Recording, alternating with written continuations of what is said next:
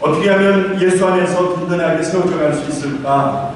뿌리를 내리면서 세움을 입어서 감사함을 넘치게 할 수 있을까? 여러분, 엊그제 우리가 결단하며 한 해를 시작했는데 벌써 2월 중순입니다. 참 시간이 빨리 흘러가고 있습니다. 우리의 마음과 우리의 소원과 우리의 결심대로 되어지는 것이 아니라 우리의 신앙의 어떤 결단과 의지와는 상관없이 여러분, 때때로 또 밤낮으로 우리 안에 문제들이 생기고 시험이 생기는 것을 경험합니다. 반복적으로 일어나는 이런 문제들 속에서 우리의 신앙이 타협하고 우리의 신앙이 변화되는 것이 아니라 변질이 되고, 그렇게 해서 믿음을 떠나는 사람, 교회를 떠나는 사람, 예수를 부인하는 사람들이 한둘이 아닙니다. 목사들 중에서도 가짜들이 많고 장로들 중에서도 가짜들이 많습니다. 그것이 현실입니다. 그들이 교회를 얼마나 어렵게 하는지를 여러분이 직관적으로 다 듣고 알고 계십니다. 우리 교회 안에 있는 일을 말하는 게 아니고요, 이 시대의 교회를 말하는 거예요. 얼마나 많은 시험들이 우리의 신앙을 흔들고 있는지 우리가 깨어있지 않으면 모릅니다. 모르는 사이에 좀 먹고 근본이 흔들리고 뿌리채 흔들리고 어느 날 날아가 버리는 거예요. 어느 날 우리의 신앙, 우리의 교회라는 경력 이런 걸 다 쓸데없습니다. 한 방에 날아가는 거예요. 그래서 어떻게 하면 시험을 극복하며 골로새서 2장 6, 7절에서 우리가 지혜를 얻고 다짐했던 대로 예수 안에서 든든히 세워져 갈 수 있을까? 어떻게 하면 우리가 시험을 넉넉히 이길 수 있을까? 예수님을 통하여 세 가지를 우리가 먼저 살폈고요. 그리고 네 번째 시간, 지난 시간에 여러분 아시는 대로 낙심에 대해서 떨어진 마음심 살펴보고 있습니다. 오늘은 순서상으로는 다섯 번째입니다. 염려 혹은 걱정에 대해서 같이 나누려고 합니다. 여러분, 염려 안 하는 사람 있습니까? 걱정 안 하는 사람 있어요? 저 백악관에 있으면 걱정 안 해도 됩니까? 값비싼 집에 살면은 염려 걱정 없습니까? 이 지역에서 제일 좋은 동네가 어디입니까? 그런 노수국입니다. 자, 노수국이라고 그랬으니까 노수국이라고 하십니다. 노수국에 한 2밀리언짜리 집에서 살면 걱정 의심이 없습니까? 여러분이 세상에서 누리는 것과 갖고 있는 것과는 전혀 상관없습니다. 우리 안에 시시때때로 걱정 근심이 몰려드는 것, 걱정 근심이 우리를 가만히 두지 않는 것을 여러분이 알고 제가 합니다. 만약에 내가 걱정 근심이 없다면 둘 중에 하나겠죠. 정신병자이든지 거짓말자이든지. 다시 말해서 대통령도 걱정 근심을 하고 부자도 걱정 근심을 하고 싸움 잘하는 싸움꾼도 걱정 근심을 하고 여러분 지식인도 걱정을 하고 여러분 세상에 명예권세를 가진 사람도 걱정 근심을 하고, 그러니까 다 걱정 근심하는 거예요. 목사도 걱정 근심하고 장로 권사도 걱정 근심하고 세상에 걱정 근심 안 하는 사람 어디 있습니까? 다들 하는 거예요. 잘났든 못났든 남자든 여자이든 부자든 가난한 사람이든 상관하지 않냐고 모두가 다 걱정 근심을 염려를 하더라 이 말입니다. 그런데 문제는 성경이 그 일을 향하여 뭐라 말씀하시느냐. 너도나도 다 하고 목사도 장로도 다 걱정 근심하는데, 그런데 그런 염려 걱정에 대해서 성경이 뭐라고 하시느냐, 여기에 초점을 맞춰야 될 줄 압니다. 성경이 뭐라고 하시는가? 성경이 우리가 생각하고 우리가 판단하는 대로 성경이 그렇게 말씀하고 있는가? 이제부터 말씀을 드리려고 합니다. 여러분과 제가 염려 걱정 테스트를 지금 할 건데, 이제 스크린에 19가지의 질문이 뜰 겁니다. 제가 하나씩 읽어드릴 거예요. 그러면 여러분은 각 문항의 예, 아니오를 확인하시면 돼요. 그래가지고 나중에 예스가 몇 개가 되는지를 아셔야 돼. 그래가지고 몇 개라는 걸 알고 계세요. 자기만 알고 계세요. 여러분, 제가 이제 결론에서 당신은 어느 부분에 어느 상태에 있습니다라는 걸 말씀드립니다. 여러분, 염려나 걱정은 선택입니다. 자, 염려와 걱정은 누구나 다 하는 거지만 염려와 걱정은 선택입니다. 내가 염려를 선택합니다. 내가 걱정을 선택합니다. 그거를 남한테 탓하지 마시고 부모 탓하지 마시고 나를 핍박하는 사람 탓하지 마세요. 내가 염려한다, 내가 걱정한다는 것은 내가 염려를, 걱정을 선택합니다. 그거에 대한 결과를 여러분이 경험하고 제가 경험하고 있습니다.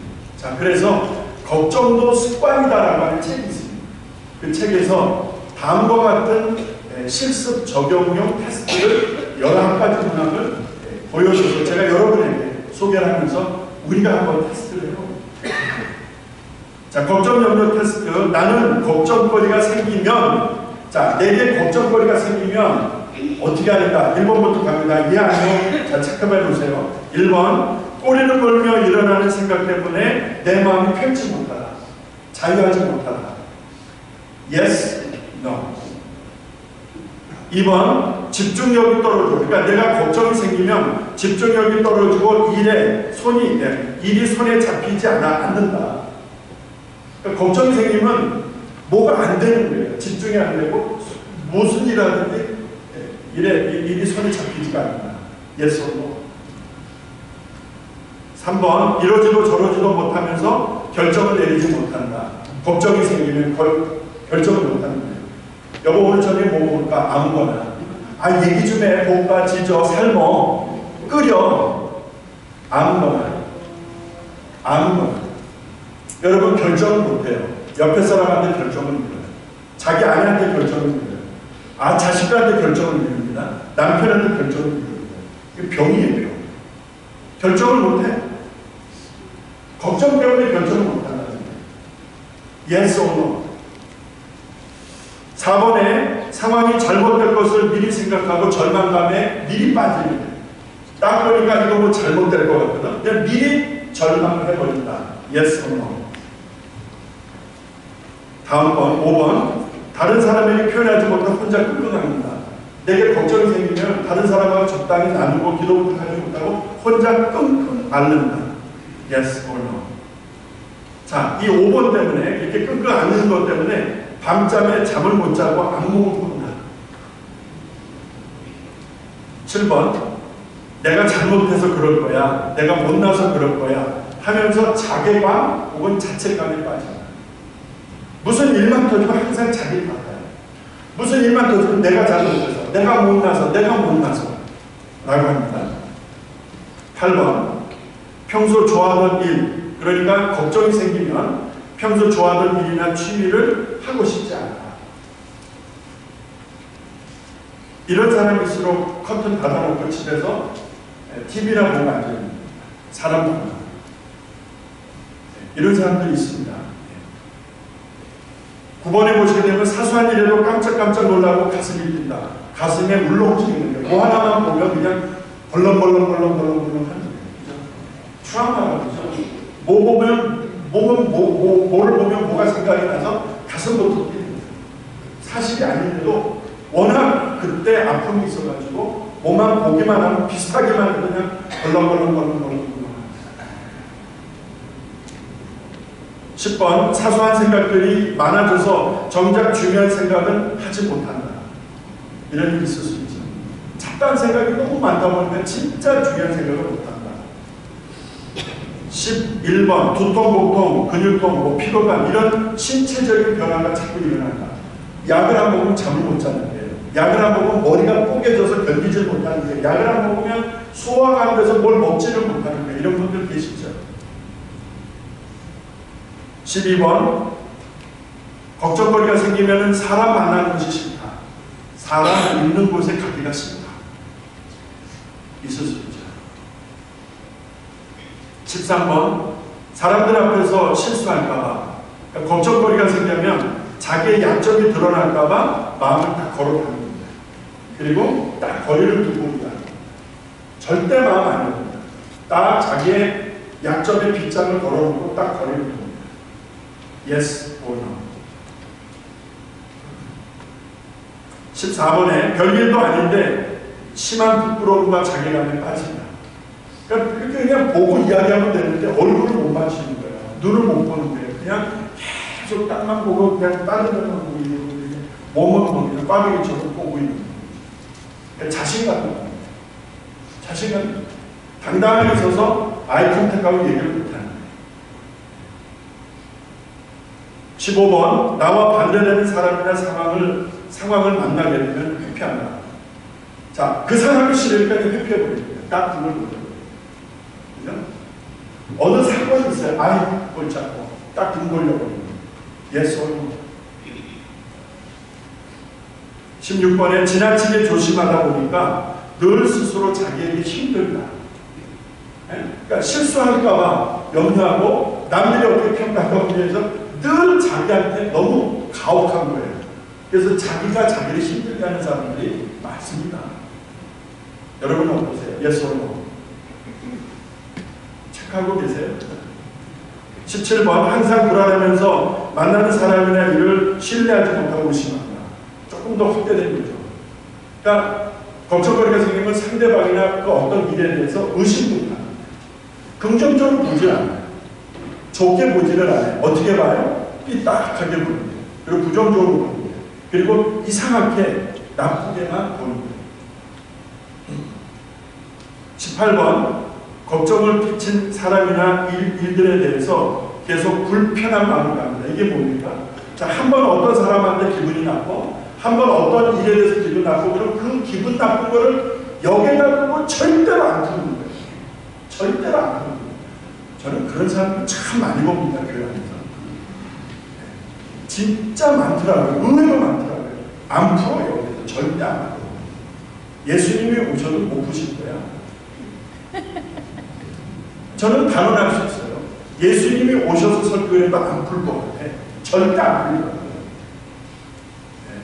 이 일을 왜 하고? 정말 왜 하고? 정말 왜 하고? 마지막 19번입니다. 염려를 떨쳐버리려고 걱정거리가 생기면 걱정을 안 하려고 언제나 어디서나 신경을 씁니다. 그래서 손을 닦았는데 조금 이따 아니 또 손을 닦아요. 문 열고 나와서 시동 걸었는데 내가 찌개불을 껐나 안 껐나? 열고 들어가서 또 확인해요. 뭔 말인지 아시죠? 이런 일들을 반복하는 거예요. 반복합니다. 그 염려가 그 사람 생각과 그 삶 속에 자리를 잡아서 어떤 일을 해도 편치 않는 거예요. 재차 가서 확인하고 또 확인하고 또 두들겨보고 또 보고 해야 돼요. 그리고 돌아서 내가 또 껐나 이렇게 돼요. 여러분 19가지를 쭉 읽었는데 어떠세요? 여러분은 어떠세요? 몇 개나 예스가 됐어요? 예스가 많으면 안 좋은 거예요. 몸이 어쩌거나. 자, 하나도 없다고 하면은 지금부터 결과를 채점을 해주세요. 스스로. 하나도 없다라고 하는 것은 정말 내성이 강한 사람이에요. 이거를 영적으로 표현한다면 믿음이 좋은 사람. 그래서 얼마든지 충분히 커버하고 품고 안고 갈 수 있는 사람은 많아요. 정말 말 그대로 정말 마음의 그릇이 큰 사람. 하나에서 세 개, 여기에서 하나에서 세 개 예스를 하신 분들이 계시면 소소한 염려 걱정을 안고 있지만 본인이 적절하게 대처한다. 자, 염려가 걱정이 있지만 자력으로 스스로 대처할 수 있는 사람은 많아요. 그러니까 저는 이런 사람들을 에버리지로 보고 싶어요. 에버리지, 평균 영적 어떤 능력과 퀄리티를 가진 평균 성도라고 보고 싶습니다. 자, 그러면 이제 그 다음부터가 문제겠죠? 4개에서 8개 사이가 있으신 분들이 혹 있다면 잘 들으시기 바랍니다.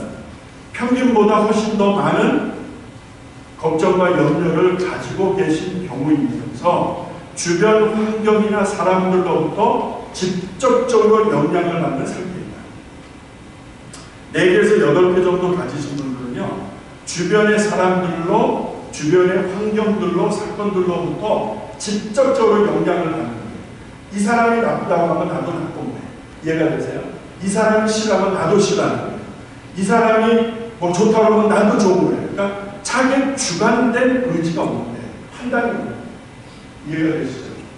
자, 그래서 주변의 환경이나 사람들로부터 다이렉트로 영향을 받으니까 이 사람이 불평을 하게 되면 어떻게 돼요? 내가 같이 불평합니다. 이 사람이 원망을 하게 되면 내가 같이 힘을 실어서 원망하기 시작합니다. 이건 아주 악성 바이러스입니다. 퍼뜨립니다. 자, 우리 주변에 이런 일이 없다 하셨겠습니까? 왜 불평할까? 왜 원망할까? 불평하고 원망할 수 있죠. 그러면 원망, 불평하면 어떻게 되죠? 아이, 그러지 말어. 그런 말 하지 말어. 우리 기도하자. 불평하는 사람을 다 틀어막고 붙잡고 기도를 해요. 주야! 하고 한번 끄라고 기도를 그냥 빡세게 해버려요. 그 사람이 불평하겠어요. 그 말을 듣고 앉아서 아이고 그랬구나 아이고 참나 아이고 이러다 보니까 같이 불평을 해요. 그래서 4개에서 8개 사이 가지신 분들은 진짜 얼럿하셔야 돼요. 깨우셔야 돼요. 잘못하면 진짜 빠집니다. 이분들은 조금만 노력하시면 돼요. 그 다음이 문제죠. 9개에서 15개 정도 되시는 분들이 계시면 이분들은 병적인 상태다 이렇게 생각하시면 됩니다. 자, 병적인 상태라고 하는 것은 본인이 스스로 힘들어서, 그러니까 주변의 이런 환경이나 사람들의 영향으로부터 본인 스스로를 지키기 너무나 힘듭니다. 그러니까 정상적인 생활이나 대인관계가 어려워요. 그래서 대인관계가 이상한 사람들을 보세요. 불평이 많아요. 제 말이 틀립니다. 대인관계가 이상한 사람들 보세요. 자꾸 화를 내는 사람들. 네?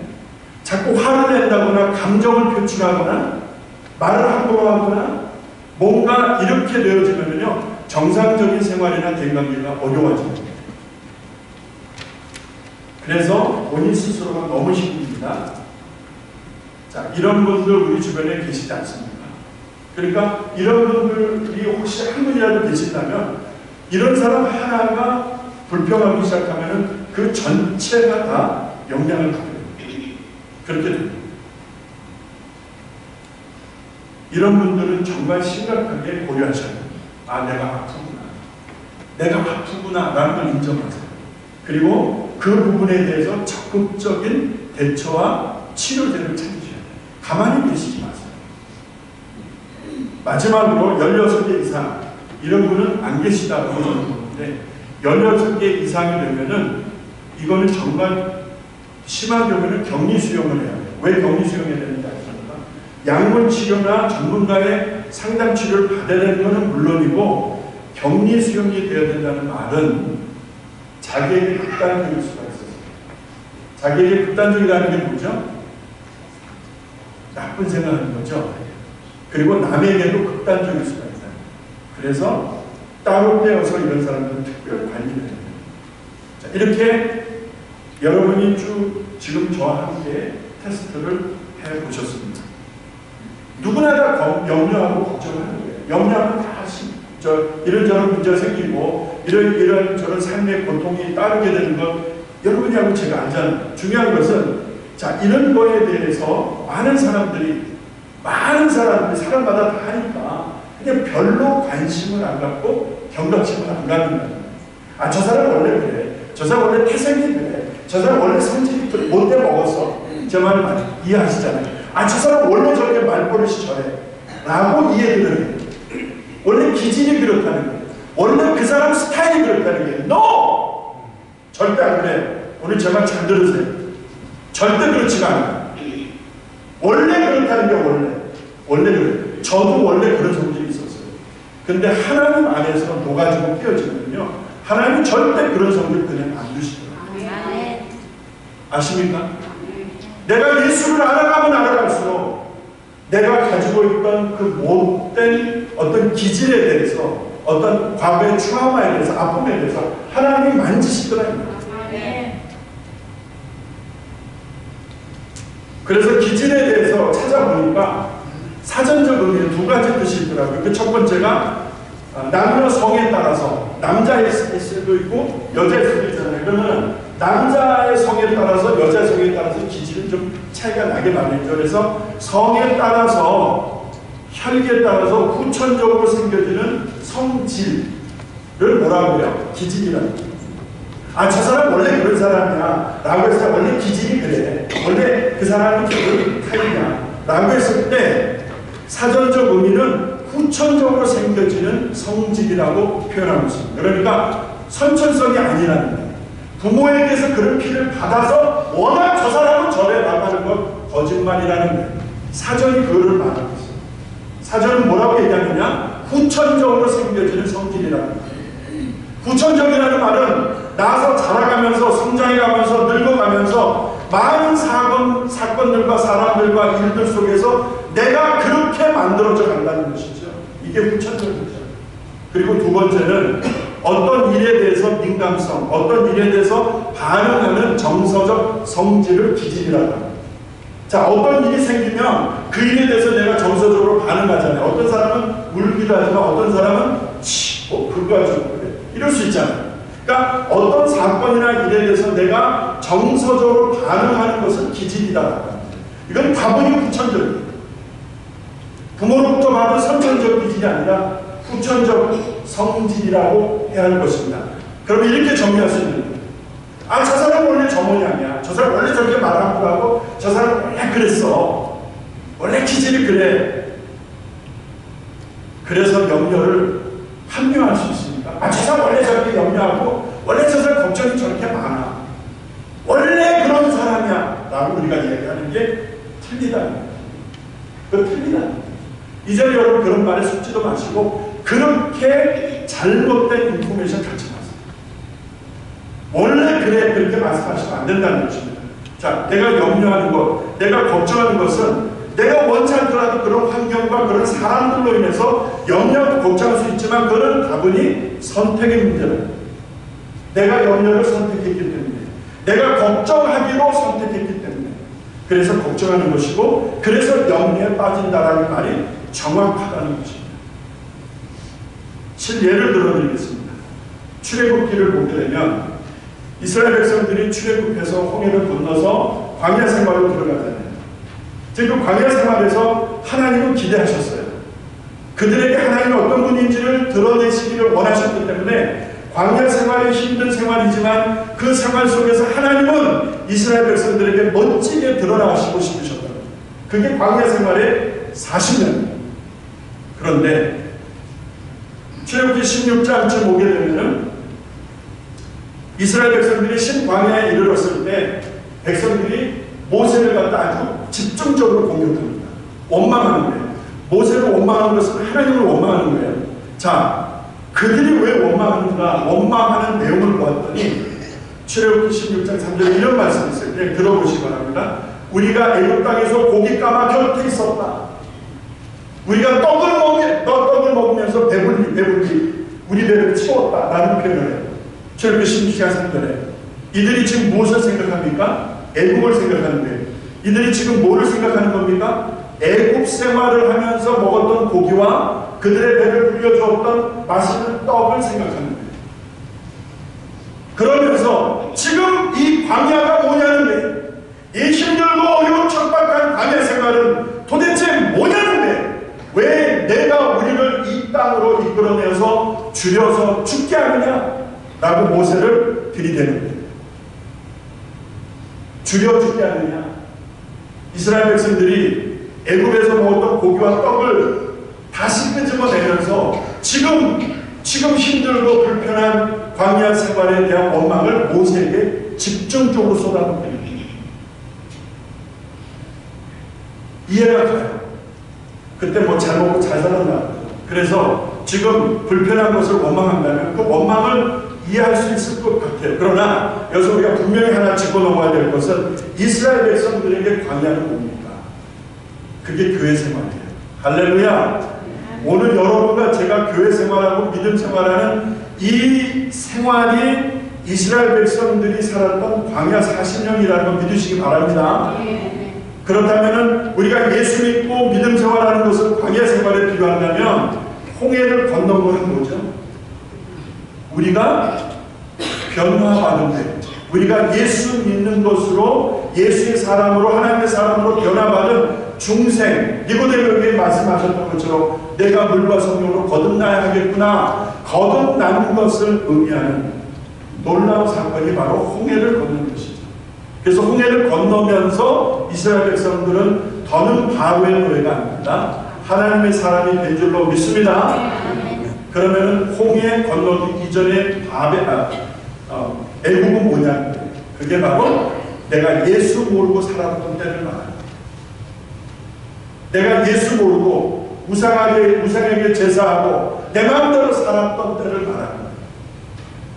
그래서 바로는 누구를 의미해요? 세상의 임금을 의미하는 거예요. 그 세상 임금 아래서 신음하던 나를 하나님이 변화시켜서 광야에 집어넣은 것은 오늘 여러분과 제가 교회 생활과 믿음 생활을 통해서 가나안 복지에 들어가기 전에 우리가 죽어서 천국 가기 전에 하나님과 함께 이 광야 생활을 이제 해가는 우리의 믿음의 여정을 말하는 것이라 믿으시기 바랍니다. 그런데 이스라엘 백성들이 돌을 던지는 거예요. 이스라엘 백성들이 지금 불평하는 거예요. 우리가 애굽에서 고기를 먹었다 이 말이요. 고기를 먹고 배불리 먹고 떡을 먹고 배불리 먹고 그런데 지금 이게 뭐냐 하면서 애굽을 저들이 동경하기 시작합니다.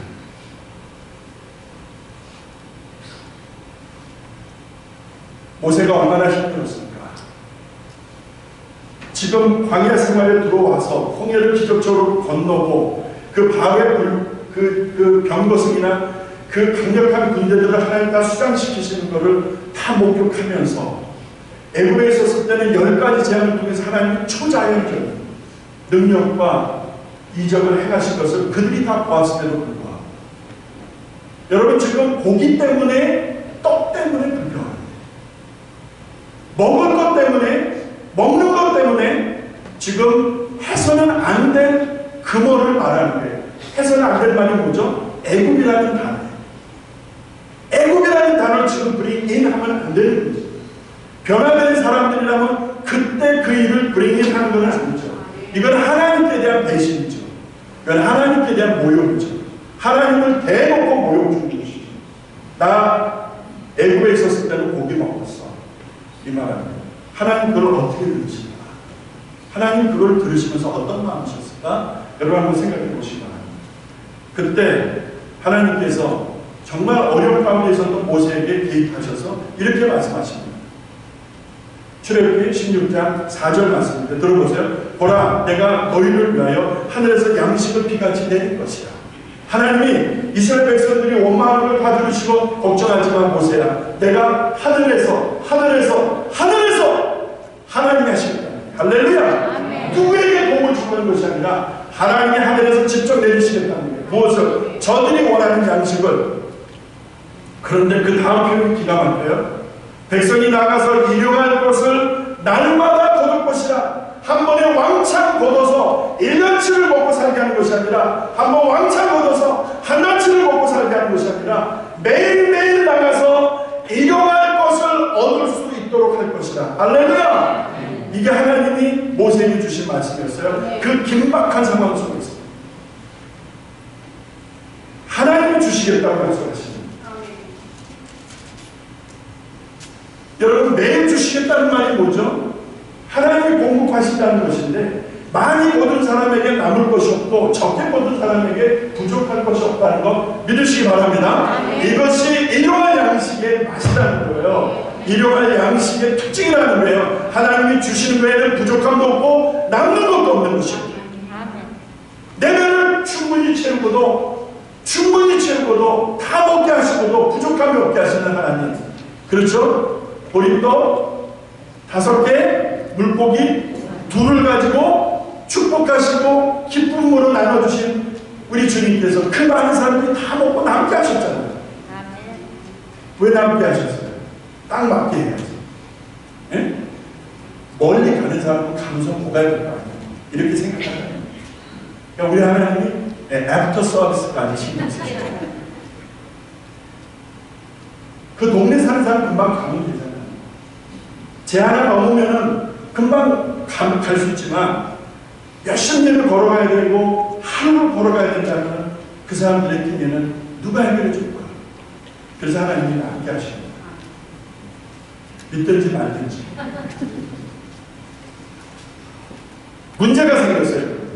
여기까지 뭐 모를 건 없어요. 근데 문제가 생겼는데 왜 문제가 생겼느냐, 어떤 문제가 생겼느냐, 11장 2절을 보니까 그들이 모세의 말을 청종치 아니하고 자, 하나님이 일용할 양식을 내일 주실 테니까 걱정하지 말어. 욕심부려서 많이 거두려고 하지 말어. 내가 조금 거뒀다고 해서 걱정하지 말어. 다들 배불리 먹게 하실 거야. 그것을 내일 하실 거야. 걱정하지들 말어. 그러니까 말씀에 순종해. 하나님께서 모세를 통하여 그 메시지를 증거하게 하셨는데, 이 메시지를 들었음에도 불구하고 이스라엘 백성들이 듣지 않는 거예요. 청종치 아니하고 그 다음에 더러는 아침까지 두었더라. 이게 무슨 말씀입니까? 더러는 아침까지 두었더라. 이게 뭐예요? 쌓아두었다는 것이죠. 왜 쌓아두었어요? 지금 막 먹고 있다가 내일 안 주시면 어떡하지? 이게 뭐예요? 염려예요. 가만히 있어봐. 내일 비가 와서 이거를 못 받으면 어떡하지? 이게 뭐예요? 걱정이에요. 염려가 들어오고 걱정이 들어오니까 하나님 말씀이 아랑곳하잖아요. 모세를 통하여 증거된 말씀을 듣지 않는 거예요. 내가 염려를 가까이 하고 걱정이 내 안에 들어와서 자리를 잡으니까 하나님의 메시지가 들리지가 않는 거예요. 그래서 어떻게 합니까? 그래 맞아. 여보 챙겨 가방 가져와서 씹어 넣어. 빨리 넣어. 빨리 무슨 말씀인지 아시겠죠? 야야 철이야 이거 너 주머니 벌려. 야 지금 빨리 많이 먹어도 잔뜩 넣고 챙기고 해야 되지 않겠습니까 여러분? 그렇죠? 왜? 내일 안 내릴 수도 있습니다. 내일 일을 미리 당겨서 지금 염려하잖아요.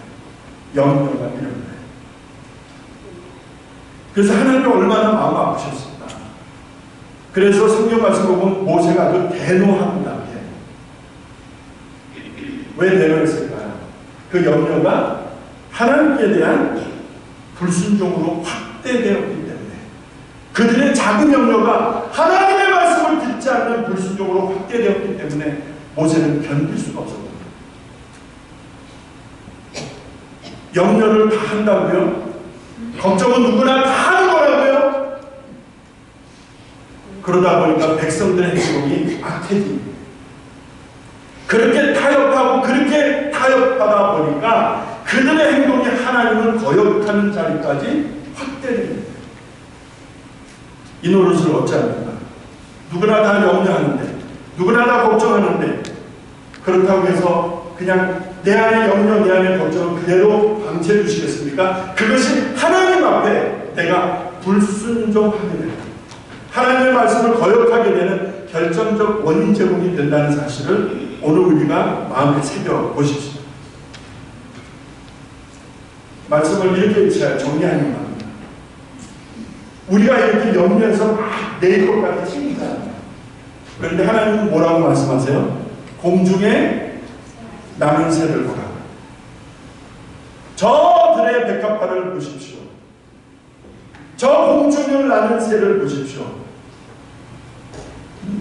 왜 뭐라고 했을까요? 누가 먹이고 누가 입히신다는 거예요. 여러분, 누가 먹이고 입히신다고 말씀하십니다. 누가 백합화를, 누가 공중을 나는 새를, 저들이 창고에 들이지도 아니하고 저들이 심고 거두는 것도 아닌데 누가 공중을 나는 새를 먹이고 들의 백합화의 아름다운 자태를, 그 아름다움을 누가 입혀주셨는가? 우리 주님이 말씀하십니다. 네? 여러분, 내가 걱정을 앞세우고 염려를 앞세워서 들이 쌓아놓을 때 하나님은 공중에 나는 새를 보라, 들의 백합화를 보라, 믿음이 적은 자라, 이렇게 말씀하십니다. 그러니까 믿음이 없는 고로 염려를 하게 되는 것이고, 믿음이 없는 고로 걱정을 선택할 수밖에 없다는 결론입니다. 여러분, 지금 혹시 염려하고 계신 분 안 계세요? 지금 걱정하는 일 속에 계시는 분들 혹 안 계세요? 그것이 나의 믿음과 깊이 상관되고 믿음과 깊이 관계하고 있다는 사실을 여러분 부인하시겠습니까? 하나님이 어떤 분인지를 정확히 아시기 바랍니다. 이것이 크리스천 투데이라고 하는 그 매거진에서 나온 아르티클입니다. 성도들이 어려움을 당할 때, 크리스천들이 어려움을 당할 때 이 두 가지를 꼭 기억하십시오. 그 첫 번째가 염려는 100% 불익하다. 두 번째, 하나님이 어떤 분인지를 아십시오. 이 두 가지입니다. 그러니까 염려와 걱정이 계속 나를 흔들지 못하도록 염려는 100% 무익하다. 100% 내게 도움이 안 된다라는 사실을 인정하고, 그런데 그래서 끊어낸다고 끊어지는 게 아니에요. 그것을 인정하면서 하나님이 어떤 분인지를 의식하라는 것이죠. 하나님은 나의 필요를 아시는 분이, 할렐루야! 공중에 나는 새, 들의 백합화를 먹이시고 입히시는 하나님이 나의 필요를 아신다. 믿으시면 아멘 합시다. 나의 필요를 아신다는 게, 나의 필요를 아시는 하나님이 계신다. 나의 아버지시다. 나의 주님이시다는 사실을 인지하라는 게 인지하라. 그래야 내가 염려와 걱정으로부터 드디어 벗어날 수가 있다는 것이죠. 그냥은 안 됩니다. 절대로 안 됩니다. 아무리 여러분들이 선을 쌓고 아무리 노력해도 되지 않습니다. 그래서 잠언 17장에서는 마음의 즐거움은 양양일지라도 심령의 근심은 뼈를 맞게 합니다. 근심, 염려, 걱정이 뭐라고요? Dries up your bones. Dries up your bones. 여러분의 뼈를, 나의 뼈를 dries up. 뼈가 마르면 다 난 거예요. 다 되는 거. 못 사는 거예요. 어르신들이 넘어져서 뼈가 부러져 봐요.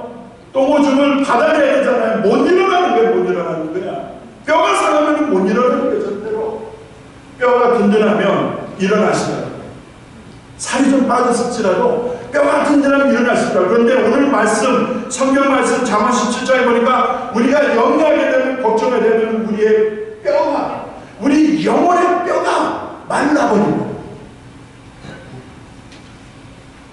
우리의 눈을 상하게 하고 우리의 혼과 마음을 쇠약하게 하고 우리에게 잠을 이루지 못하게 하고 사망에 이르는 것이 바로 염려요 걱정이라는 것을 여러분 오늘 꼭 마음에 담고 가시기 바랍니다. 이제 어떻게 하시나요? 그래서 알았는데 이제 어떻게 하시나요? 뭐예요? 어떻게 해요? 그래서 오늘 시편 55편 22절 말씀, 빌립보서 6장 4장 6절 7절 말씀을 우리가 같이 읽은 거예요. 자, 그러면은 시편 말씀 55편 22절, 이게 결론이에요. 그래서 오늘 오신 분들은 시편 55편을 마음에 꼭 새기시기 바랍니다. 암송하세요. 이 말씀을 암송하세요. 그리고 빌립보서 4장 7절 말씀도 암송해보세요. 이 두 가지 말씀을 딱 암송하면은 이게 좌우에 나서나오던 것보다 우리에 대한 무기가 됩니다. 믿으시기 바랍니다. 그래서 어떤 걱정, 근심이 와도 절대 흔들리지 않습니다. 절대 넘어지지 않습니다. 왜? 하나님의 말씀이 나를 지키시기 때문에. 우리 같이 한번 읽어볼까요? 시작! 내 짐을 여호와께 맡겨봅니다. 너를 끊으시고 의인의 요동함은 영영이 받지 않아. 자, 여기서 우리가 해야 될 게 뭐 하는데? 우리가 해야 될 게 뭐예요? 맡기는 게 맡기는 거. 그러니까 염려와 걱정, 나의 짐은 내 것이다? 아니다. 아니다. 아니다. 그래서 염려는 걱정은 내 것이 아니다. 그런 주님께 드리라는 거예요. 드리라는 거예요. 그러면 주님이 뭐를 하세요? 붙드시고.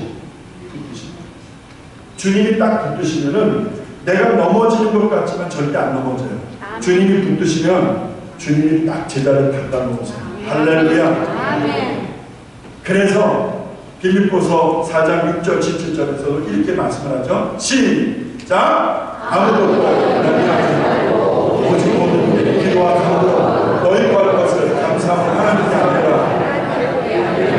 모든 지각이 있는 하나님의 평강이 그리스도 예수 안에서 너희 마음과, 자 보세요.